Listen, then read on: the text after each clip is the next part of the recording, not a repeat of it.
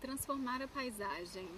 É importante pensar sobre isso. Como transformar a paisagem? No primeiro momento é interessante a gente pensar o que é a paisagem, né? E considerando paisagem como a interação homem-natureza, de acordo com uma intenção, isso desperta algumas dimensões dessa paisagem, seja uma dimensão material ou uma dimensão imaterial. Ou seja, num primeiro momento de interação desse homem com essa natureza, pela sua sobrevivência, ele precisa modificá-la, ele precisa se relacionar com ela de uma forma, de modo a proteger sua própria vida, e como que isso vai se desenvolvendo ao longo do tempo. Então o tempo é uma outra dimensão importante também dentro dessa questão material e dessa questão imaterial sobre a paisagem. Esse conjunto, ele não seria possível sem essa interpretação humana, sem esse humano que habita esse lugar, sem esse humano que dá alma a esse lugar, sem esse humano que é afetado e que afeta esse lugar e que determina a paisagem. É sobre isso que a gente está falando. Quando a gente fala de transformar a paisagem, é como eu posso me entender como humano e como aquele que vive, que habita determinado lugar, como responsável por essa transformação, como agente dessa transformação. É lógico que a gente sabe que as escalas de decisão para um planejamento, para uma ordenação da paisagem, ela é variada. Você tem desde as instituições, sejam governamentais ou não governamentais, até o cidadão comum e os coletivos que conformam as comunidades. E como fazer isso tudo entrar em diálogo? Como fazer com que essas intenções confluam para uma paisagem coletiva, para valores coletivos, para uma paisagem comum? E esse eu acho que é um dos grandes desafios sobre transformar essa paisagem.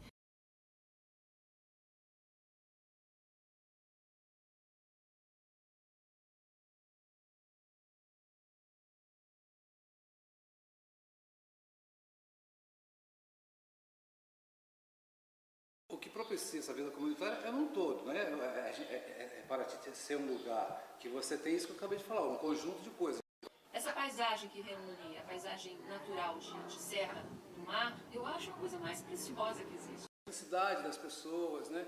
Muito próximo essa mistura de campo e mar, né? Assim, o caiçara, para mim, é esse homem que planta e pesca.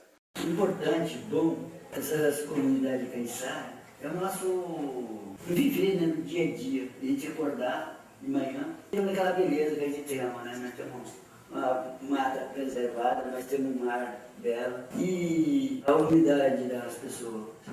Por ela ser um lugar pequenininho, nós temos quase de tudo, né? E isso é um orgulho pra gente de poder estar aqui e ser beneficiado com essa beleza que Deus nos deu, né?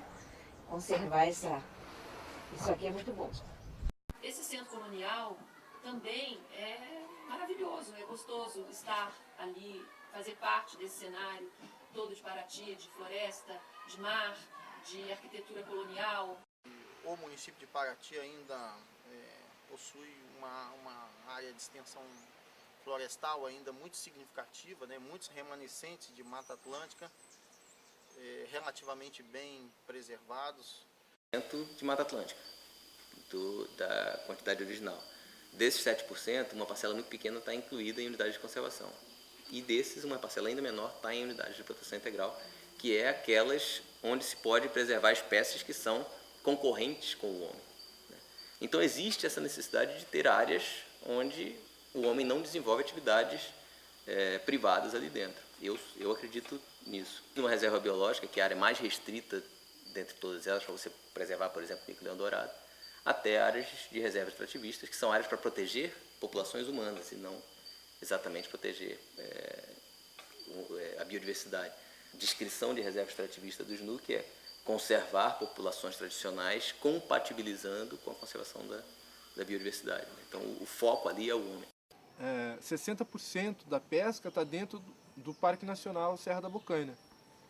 O gestor do parque, ele fala que na lei é proibido extração dentro de parque nacional. E a pesca é extrair o peixe dali de dentro.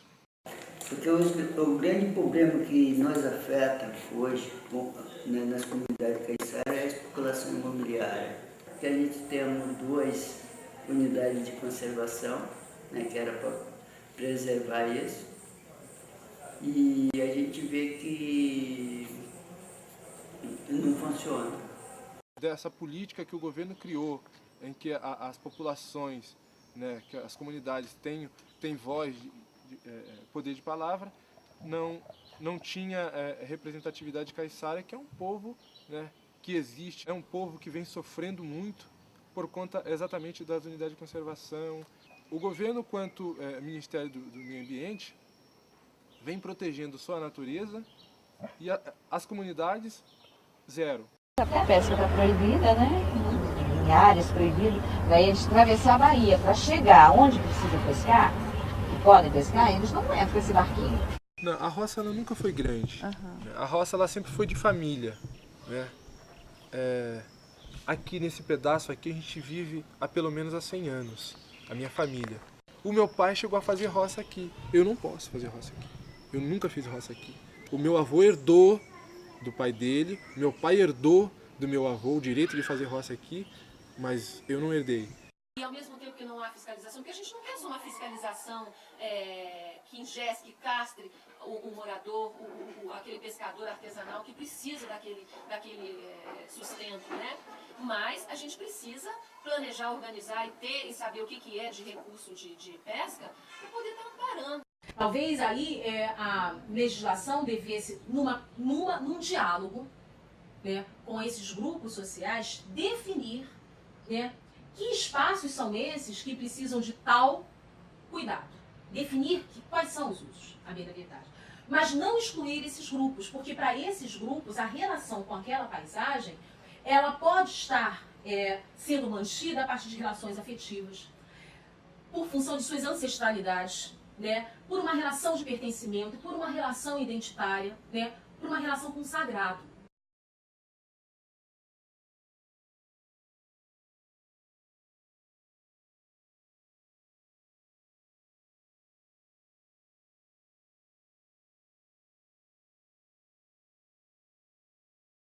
Historicamente, o município, né, esteve isolado durante muito tempo, sem acesso por terra, apenas o acesso por mar. E a economia do município se desenvolveu principalmente com base na agricultura de subsistência, extrativismo vegetal, a pesca artesanal. Então a gente tem uma riqueza cultural muito grande associada a essas atividades, né? Porque foi exatamente esse período, essa estagnação, que permitiu que nós preservássemos os nossos patrimônios, né, natural, histórico, cultural. Tem 3 características maravilhosas de Paraty, que é a zona rural, que é a região caiçara e a questão dos indígenas e da população afro-brasileira, negra. Quer dizer, é muito forte isso, é patrimônio. O caiçara, ele vive da roça, ele extrai palmito, ele caça, ele pesca artesanalmente. Eu falo do território que a gente vive, né? Porque, para mim, o meu território é toda a reserva, né? Eu faço parte do Mamanguá, eu faço parte do Sono. Isso, né, faz parte, né, eu desse local e esse local da minha vida, né? Eu cresci circulando dentro daquela região. Essa é a realidade, a cultura do caiçara. Então, precisa se demarcar o território do caiçara. A atividade agrícola é realizada conjuntamente com a atividade de pesca e com o turismo. Na região costeira, a pesca permanece sendo a principal fonte de renda, seguida pelo turismo. Hoje as comunidades caiçaras estão desenvolvendo outro meio de sobrevivência, né, que é o turismo. Porém, fazer o turismo ele não vai deixar de ser caiçara nunca. Né? Ele tem a origem dele ali. A gente se adaptou-se a muitas coisas da cidade, então por isso que eles falam, o caiçara não é mais caiçara, porque ele já trocou a canoa dele por um barco de fibra, já trocou a casa de sapê dele por uma casa de alvenaria. Então, claro que eu acho que o patrimônio humano, a gente tem que ver aí o que é mais importante, o natural, o patrimônio humano, eu acho que ambos são importantes. No momento que nós estamos vivendo, Paraty corre um risco muito grande da perda total da sua identidade cultural. Me dói muito algumas pessoas falar, mas em Trindade ainda tem caiçara? Eu acho isso um absurdo, porque o povo está aí, a cultura está aí, esse modo de vida que eu acho muito importante para a natureza, para o país, para o ser humano. Não é o turismo que prejudica isso, né? O que prejudica isso é a exploração desse turismo, feito por pessoas que não têm o menor compromisso e responsabilidade com nada. E basicamente eu acho que o desafio aqui em Paraty hoje é como frear isso, porque tudo tem um limite. O ritmo desse desenvolvimento não pode ser muito rápido, porque você está interferindo em culturas que estão estruturadas de uma forma própria e que tudo que você leva para elas que não é delas, não com o que você leva vai outro modo de vida, outro padrão de consumo, e aí você pode estar interferindo naquela situação que funciona, ainda que não seja sob a perspectiva de quem não está lá, tão bem como as pessoas acham que deveria ser. Aquilo que o trabalho rural pode gerar de riqueza, de renda, é muito baixo se comparado com outras atividades como o turismo, e infinitamente menor do que o custo da venda de terras aqui no município. Hoje a gente luta em determinada área do governo contra o governo, porque o governo, quando criou a unidade de conservação, veio para ajudar as comunidades tradicionais que vivem dentro de unidade de conservação a manter aquilo do jeito que estava. Hoje a gente não pode plantar, né, não pode fazer roça, hoje a gente não pode pescar.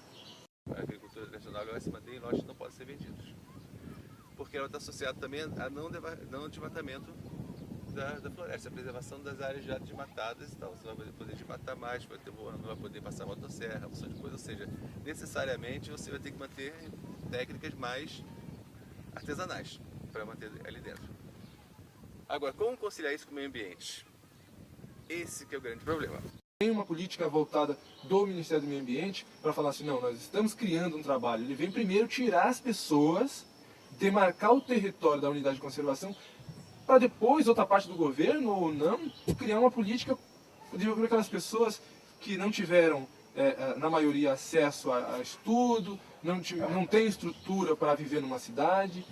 O grande desafio do IFAM em Paraty é exatamente essa compreensão do macro e como fazer com que as pessoas de fato lutem pela preservação pelo interesse público e não pelo seu interesse individual. A vida de vocês está sendo tombada, na verdade. O valor de vocês está sendo tombado, não é o patrimônio, é o valor da cidade, o valor da vida de vocês aqui, da vida dos seus antepassados e das pessoas que viveram aqui. Eu acho que o principal problema aqui da comunidade, eu acho que ele vem da pressão, né, do desenvolvimento, entre aspas, aí, que se vive nessa região. Se nós estamos numa região, né, entre as duas maiores metrópoles do país, né, as mais desenvolvidas, dentro de uma região onde Mata Atlântica, mar e montanha, uma beleza natural, né, importante, cheio de unidades de conservação. E isso, de certa forma, afeta o desenvolvimento dessas comunidades, né? E a nossa também, a gente se encontra nesse contexto. A pressão da especulação imobiliária, porque cada dia é pressão de um condomínio, é pressão do resort que se constrói, é pressão de grupos forte economicamente, chegando nessa região. Cada tempo que se passa, isso vem transformando a região.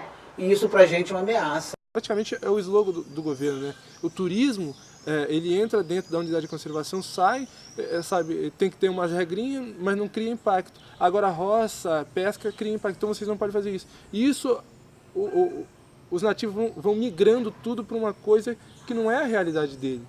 A gente ficou um pouco mais individual, antes era mais coletivo. Então eu acho que a chegada do turismo veio um dinheiro mais fácil de se ganhar. Eu trabalho sozinho, eu não preciso de outro companheiro para me ajudar.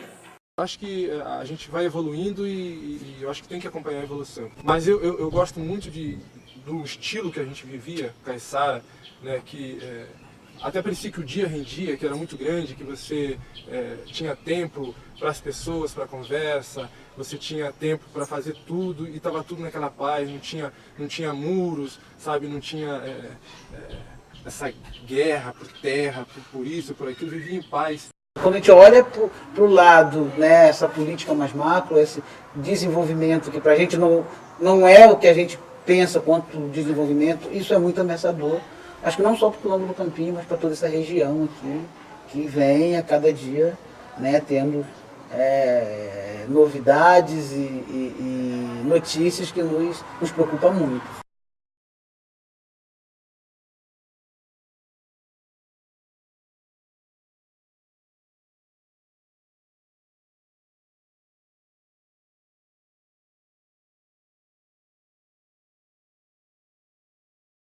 No Penha. O que eu tenho no Penha? Eu tenho um dos principais marcos da Estrada Real, que é o Capim do Ouro. Eu tenho um restaurante lá, já para prestar um serviço, que faz uma galinha caipira, que é a tradição do lugar. Eu tenho alambiques de cachaça ali naquela região. O Gendoura é ali do lado do próprio restaurante, né? Eu tenho a estrada cortando essa ligação à própria comunidade. Se ali naquela região pudesse desenvolver articulação de algumas pousadas, entendeu? Com alguns atrativos, com a própria produção agrícola do local, do caminho do ouro.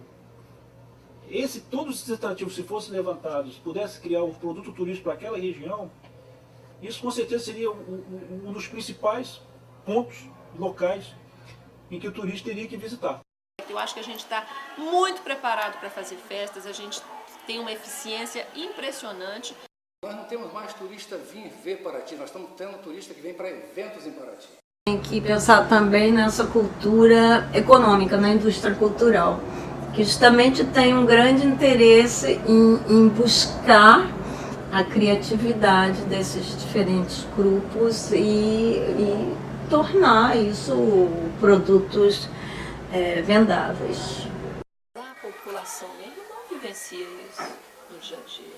Tem tudo quanto é gente hoje que ainda não estão educados ainda para sair de casa, né?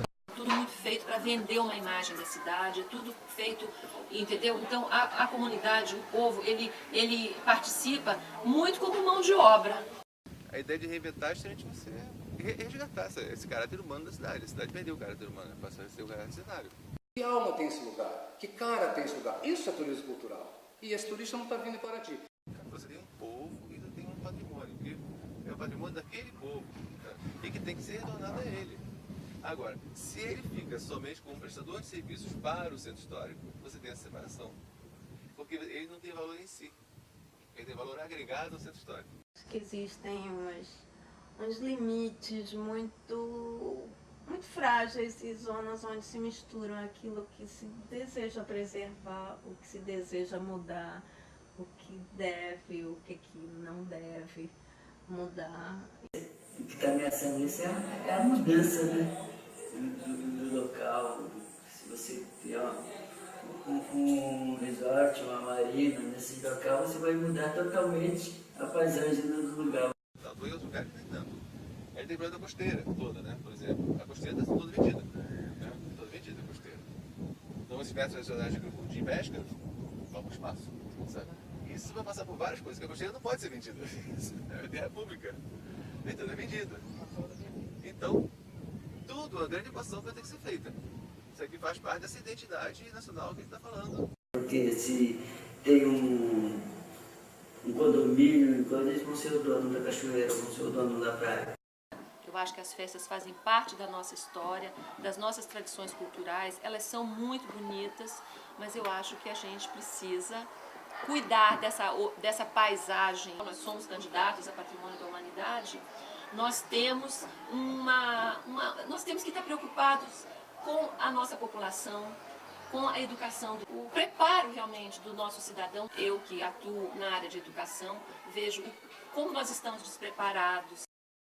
A rua principal que eu passo todo dia é 3 canos de esgoto terríveis, jogando dia e noite. O esgoto in natura dentro do rio. O único rio que nós temos no bairro histórico. Dá vontade até de chorar. Então é uma cidade muito contraditória. A gente está aí querendo ficar moderno, querendo cuidar dos nossos patrimônios, mas a gente ainda se depara com esses problemas que são fundamentais, são primários.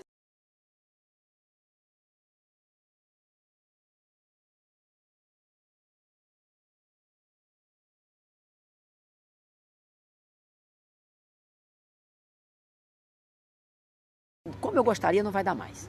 Infelizmente não vai dar mais, porque eu gostaria que ela, pelo menos, que ela não vai parar de crescer. Que ela crescesse um pouco mais organizada. Tanto na área urbana, que não para de crescer, todo dia tem um morador chegando, um proprietário comprando um terreno. E também na área rural, que ainda tem um pedaço muito bom, ainda tem uma mata bastante preservada. E eu gostaria que ela continuasse preservada desse jeito. Hoje tem alguns projetos muito interessantes que buscam, primeiro, adequar as atividades agrícolas às condições do ambiente local e também possibilitar uma interação maior entre a agricultura e o turismo. E aí uma posição que aí sim é da gestão do Parque Nacional, não necessariamente do ICMBio, é de você procurar, na medida do possível e sempre que possível, você ter essas terceirizações ou esse repasse essa delegação de atribuições para as comunidades locais. O trabalho tem que estar casado, porque senão está um olhando a árvore e o outro olhando a ruína. As unidades de conservação, sabe, efetivamente funcionando, cada unidade com a sua infraestrutura, com a sua equipe, contando com as comunidades inseridas dentro desse trabalho, né, envolvidas, conscientes, com a população capaz, preparada. Um fato importante também é a questão da educação, fortalecer a educação tradicional, é para trabalhar com os conteúdos das comunidades tradicionais. No próprio estudo de matemática, você pode estar ensinando o moleque a fazer uma canoa, fazer um barco. Educação diferenciada. Igual hoje, os indígenas já tem isso, né? A gente tem uma discussão quanto ao quilombo do Campinho, né? De uma educação, né, que reconheça e que respeite mais a nossa cultura, né? Ou seja, que seja construída por nós. Né? Que até então esse modelo que existe é um modelo que pra gente já não, né, há muito tempo, mas hoje cada vez mais a gente vê que não nos representa, né, quanto população tradicional. Assim, tem contribuído muito pouco. Ao entender essas intenções, a gente pode promover esse diálogo entre comunidades e, ao mesmo tempo, entre comunidades e instituições. E daí, partir de um olhar geral para um olhar local e esses fragmentos entre si compondo um todo, ou vários pedaços de um todo. Pedaços conversados, pedaços discutidos, pedaços que valoram uma paisagem coletiva, conversada e projetada, ordenada coletivamente. Importante papel da universidade como mediadora. Inclusive também eu já partiria aqui como arquiteta urbanista a importância do urbanista como mediador e do tratar e do lidar com essa paisagem e com essa compreensão dessa paisagem coletiva.